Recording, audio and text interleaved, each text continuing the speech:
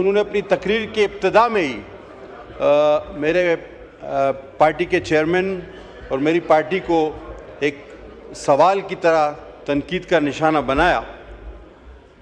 Sir, चादर और चार दीवारी की भी बात भी हुई, जमहूरियत को भी गिनवाया गया, अगवा की बात भी की गई, फिर लालच की बात भी की गई और फिर ये तासुर दिया गया कि ये जो कुछ हुआ ये ना नजर आने वाली कुव्वतों ने किया, आपने कुछ नहीं किया। सर, इन तमाम बातों के जवाब देने से पहले इस ऐवान में मौजूद मुख्तलिफ जमातें, जमीयत उलमा इस्लाम,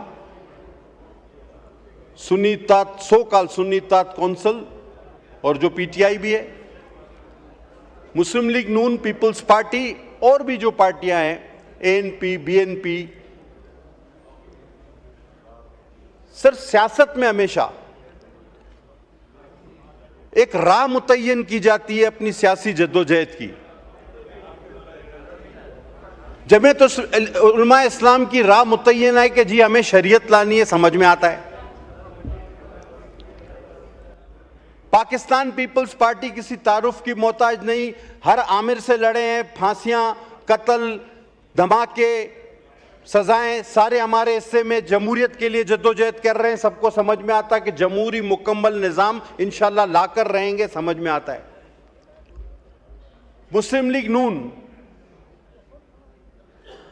जो हकीकत है कि वो आईजीआई की सूरत में बनी, एंटी पीपल्स पार्टी फोर्स की सूरत में, लेकिन वक्त के साथ साथ उसने इवॉल्व किया और एक जमहूरी जमात बनी और उनकी भी समझ में आया कि जी पाकिस्तान पीपल्स पार्टी ठीक ट्रैक पे थी, हमें इस्तेमाल किया गया। इवन मुत्तहिदा कौमी मूवमेंट की इख्तलाफ से मुझे बहुत इख्तलाफ उनकी सियासत से हो सकता है, लेकिन उनका मकसद समझ में आता है कि जी उनको अपने हुकूक चाहिए। लेकिन क्या इस ऐवान में और पूरे पाकिस्तान में मुझे कोई समझा सकता है कि ये सो कॉल सुन्नी इत्तेहाद कौंसिल या पीटीआई किस मकसद की सियासत कर रही है, तायुन क्या है, मंजिल क्या है? हर जमात इलेक्शन में हिस्सा लेती है, वो ये सोचती है कि मेरी सीटें ज्यादा हुई तो हम हुकूमत बनाएंगे और आवाम को ये रिलीफ पहुंचाएंगे। 15 साल के एक अंडू पाकिस्तान खुदा न खास्ता उस प्रोजेक्ट के जरिए जो कई पीछे जर्नलों के, रिटायर्ड जर्नलों के नाम आते हैं, पाशा से लेकर ज़हीरुल इस्लाम तक, उनका जो प्रोजेक्ट था वो 15 साल बाद 18 में आरटीएस सिस्टम के जरिए हम पर नाफिज किया गया और 4 साल मुझे आप बताएं, मुल्क का वो शोबा जिसमें हम इंतहाई जवाल पजीर न हुए। और आज अगर आप सियासत कर रहे हैं तो इस बार भी सिंगल डिजिट में आप सबसे अक्सरियती जमात थे। हमने आपको कहा था कि आप आगे बढ़ें, आप हुकूमत बनाएं। आपने हुकूमत नहीं बनानी। अच्छा, दूसरा, अगर कोई हुकूमत बनाए तो आपने हुकूमत को चलने नहीं देना कि जी ये तो होना ही नहीं चाहिए। तो मेरे भाई, अगर आप नंबर ज्यादा होने के बावजूद हुकूमत बनाना नहीं चाहते, जी अपनी सीट पे जाएं। दूसरे आप सीट पे जाएं, किसी जमात को आप हुकूमत करने नहीं देना चाहते, तो डायरेक्टली या इनडायरेक्टली आप अब देखें, मैं इसी रवैये की बात कर रहा था कि ये सियासत समझ से बालातर है कि आप झूठ बोलें, धड़ल्ले से झूठ बोलें, दरोगोई करें, हकायक को मस्क करें, और जब आपके सामने कोई आईना दिखाने आए तो कभी कोरम के बहाने भागें, तो कभी फोरम के बहाने भागें, तो कभी किसी और बहाने से भागें। भागने के अलावा इनके पास कोई रास्ता नहीं बचा। लेकिन अल्हम्दुलिल्लाह हमारे लोगों ने भी कोरम पूरा करके इनको गिरबान से पकड़ के यहाँ बिठाया है कि बात सुनो, बात किए तो जवाब भी लेते जाओ। तो जनाब, हम ये बात कर रहे थे कि आखिर इस सियासत का मकसद और महवर क्या है? कि ना हुकूमत बनानी है, ना किसी को बनाने देनी है, न चलानी है, न चलने देना है। इनफैक्ट ये वो 4 साल हैं जिसमें पाकिस्तान माशी दिवालिया हुआ। खुद इनके वजीर खजाना कहते हैं कि 100% कर्ज बढ़ा। मैं डिटेल में नहीं जाना चाहता, मैं जाऊं तो 50 लाख करोड़ नौकरियों से लेकर जर्मनी जापान सारा बयान कर सकता हूं। मैं सारी वो दीवानियात बयान कर सकता हूं जो इस मुल्क के साथ मजाक हुआ। लेकिन मैं प्रिसाइज होऊंगा, मैं कहूंगा कि सर जो गलत हुआ वो कल भी गलत था, जो आज गलत अगर हो रहा है तो वो आज भी गलत है। आज साबिक स्पीकर साहब बड़ी तनकीद कर रहे थे, हालांकि वो आखिरी तक भी ये समझ रहे थे कि हकायक पर और अच्छी दलीलों पर मौलाना साहब राजी नहीं होंगे और उनका ये प्लान कामयाब होगा कि आईन में पार्लियामेंट की सुपरमेसी ना आ सके और ये इस प्लान में शायद कामयाब होंगे। लेकिन मैं खराज तहसीन पेश करता हूँ मौलाना फजल रहमान साहब को, उनके साथियों को, जो अकली दलाइल पर कायल हुए और उनका प्लान नाकाम हो गया। तो सारी जलन उस चीज की है। अफसर आते हैं चादर और चार दीवारी। मैं कहता हूं कि ये शिकायत जरूर करें, लेकिन पहले हमेशा ये बात करें कि जी हमारे दौर में ये गलत हुआ था, आज इस दौर में ये गलत हो रहा है। ये अपने दौर की किसी बात को कंडेम नहीं करते। अगर चादर और चार दीवारी की बात थी तो आप बताओ कि यहाँ हमारी एमएनए खवातीन डॉक्टर सोबिया समेत, शाहिदा रहमानी समेत सिर्फ नेब की एक पेशी पे अपने प्रेसिडेंट को मिलने गई। 11 खवातीन को आपने सड़कों पे घसीटा, लॉकअप में। वो 11 खवातीन आपका क्या कर लेती? MNS parliamentarian. हमने इस हाउस में एहतजाज किया। यही स्पीकर जिसको बहुत शर्म आ रही थी, अभी आपकी कुर्सी पर बैठा था, उस वक्त इसको शर्म नहीं आई, बिल्कुल भी नहीं आई, एक थोड़ी सी शर्म भी नहीं आई। क्यों नहीं आई? आपको उस वक्त चादर चार दीवारी का तस्वर नहीं था। जब ईद की रात को मेरी बहन को आपने जेल से उठाकर रात को 12 बजे अडियाला जेल में भेजा, चादर और चार दीवारी आपको याद नहीं आई? आप बोले कि हमने वो गलत किया था, आज ये गलत हो रहा है।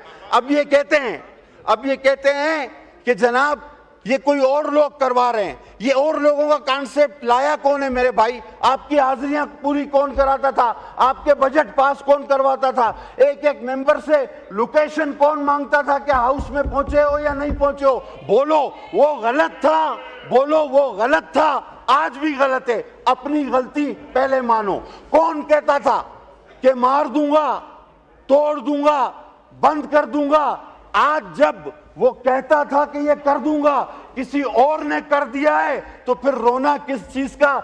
जिन्नात के घर में पत्थर मत फेंको मेरे भाई, जिन्नात के घर में पत्थर मत फेंको, बदरूहें निकलेगी तो भागने की भी जगह नहीं मिलेगी। अब कहते हैं कि 5 मेंबर हमारे वो खरीद लिए गए और उनकी वफादारियां तब्दील की गई। और जब 15 मेंबर सेनेट के सादिक संजरानी को वोट देकर चले गए तो उनके तो जमीर का फैसला था। अब इनको देखो, अब ये बात बनती है। उस वक्त ये कह रहे थे कि इन 15 सेनेटर्स का जमीर जाग गया है, और आज जिसका किसी का निशान हुक्का, किसी का निशान कुर्सी, जो आजाद उम्मीदवार थे, अगर उन्होंने वोट दिया, कहते हैं ये लौटे हैं। और वो 15 सेनेटर, 15 जो संजरानी को वोट दे गए, गिलानी साहब को वहां से हरवाया गया, वो इनके जमीर की आवाज थी। पहले कहो कि वो भी गलत था, ये भी गलत है। अगर वो गलत नहीं था तो खुदा की कसम ये भी गलत नहीं है, कभी भी नहीं हो सकता। पहले अपनी गलतियां मानो। आप कहते हो कि जनाब ये जमहूरियत पे हमला हुआ। आप नहीं देखते कंसेंसस कितनी दिन चला? आप नहीं देखते कि हमने हर जमात से बात की, मेरे चेयरमैन ने दिन रात बात की, आपसे भी बात की, मेहनत की। उसके बाद एक पार्लियामेंट को सुपरमेसी मिली जिसका आप भी हिस्सा हो। और साबिक स्पीकर साहब को आपके तवज्जुह से कहना चाहूंगा कि इसी चेयर पर जब एक दिन में 52 बिल पास हो रहे थे, या जब मेरी अपनी अमेंडमेंट्स को रौंदा जाता था, मैंने इस सीट पर, और मैं मुश्ताक साहब बैठे हुए गवाह हैं, मैंने जाकर उनको इस सीट पे कहा था कि तारीख इस फैसलों पे आपके गले पड़ेगी।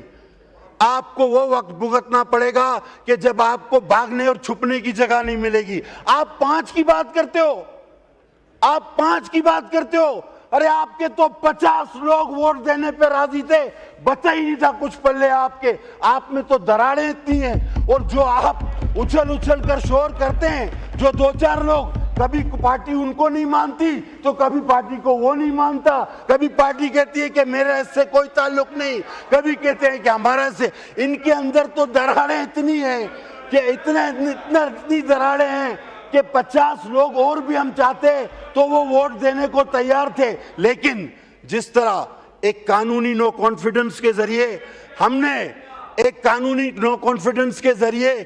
हमने जिस तरह एक RTS prime minister, selected prime minister को हटाया था, ये तरमीम भी हमने उसी तरह की। Immoral, what is morality, what is moral?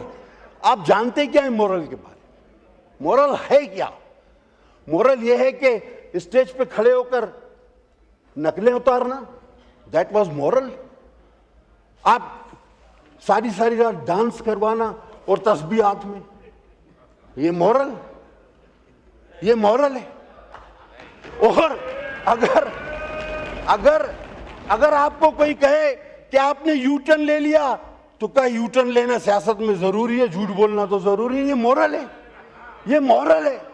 मैं किस बात की बात करूं? मैं अगर शुरू हुआ तो सारी रात कम पड़ जाएगी आपकी मोरलिटी पे।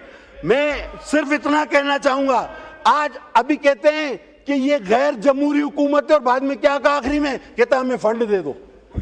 अभी ये बात सुनो भाई, गैर जमहूरी हुकूमत, जाली हुकूमत, आखिरी में बोला हमें केपीके को फंड दे दो। तो गैर जमहूरी जाली हुकूमत से फंड क्यों मांग रहे हो भाई? क्यों मांग रहे हो? एक ही सांस में 2 बातें की कि गैर जमहूरी जाली हुकूमत है, केपीके को फंड दे दो। अकल की बात है ये कोई? जनाब, हम जमहूरी लोग हैं, हम जमहूरी लोग हैं। हमने आपको कभी भी ये नहीं कहा, इस बेंचों से आपको याद होगा, इन दोस्तों को याद होगा कि इनकी हुकूमत में हर दूसरे दिन सिंध के लिए गवर्नर नाज का नारा लगता था। हर मेंबर खड़ा होता था, हम सिंध में गवर्नर राज लगाएंगे। हम आज भी कहते हैं कि वो बात भी गलत थी, और अगर आपके सूबे में कोई इस तरह की बात करता है तो वो बात भी गलत है। हम आज भी ये कहते हैं हम जमहूरी लोग हैं। लेकिन क्या आपने अपनी इस गलती को इस स्टेज पर माना है कि हम ये गवर्नर राज की जो आपको धमकियां देते थे वो गैर जमहूरी था? हर आदमी रोजाना धमकियां देता था। हमने आज तक नहीं कहा। हम हमेशा जमहूरियत पर यकीन रखते थे, रखते हैं और रखते रहेंगे। मैंने कभी भी ना ऐसी बात की है। आप तकरीर मेरी रिकॉर्ड पर है, मैंने किसी को ये नहीं कहा कि कोई डांस करे। मैंने कहा आप सारी रात डांस करें। मैंने किसी पार्टिकुलर के लिए नहीं कहा। वो मुझे पता है कि कोई भी बहाना करके इन्होंने भागना है, और इन्होंने सच बर्दाश्त नहीं होता ना, सच बर्दाश्त नहीं होता। मुझे पता है कि इन्होंने भागना है, कोई भी बहाना करना है, तो ये मुझे पता है। अब इनकी सियासत क्या रह गई है वो मुझसे आप सुन लें। इनका एक ही एजेंडा है कि इदारों पर हमले करो, मईशत पे हमले करो। जब भी आप देखें कोई मईशत की एक्टिविटीज मुल्क में होती है तो इनकी हड़ताल की कार आ जाती है। ये चाहते हैं कि ये मुल्क दिवालिया हो, खुदा न खास्ता मेरे मुल्क को नुकसान पहुंचे, इदारों को नुकसान पहुंचे। और इनका मसला सिर्फ एक ही है कि इनको पता है कि लोग दिनों में इनको भूलते जा रहे हैं। पाकिस्तान आगे बढ़ रहा है। पाकिस्तान की लीडरशिप बिलावल भुट्टो चेयरमैन की सूरत में आगे बढ़ा रही है, उसकी लीडरशिप उसको लेके। अभी तो इसको बांध के आया था मैं, फिर खोल दिया।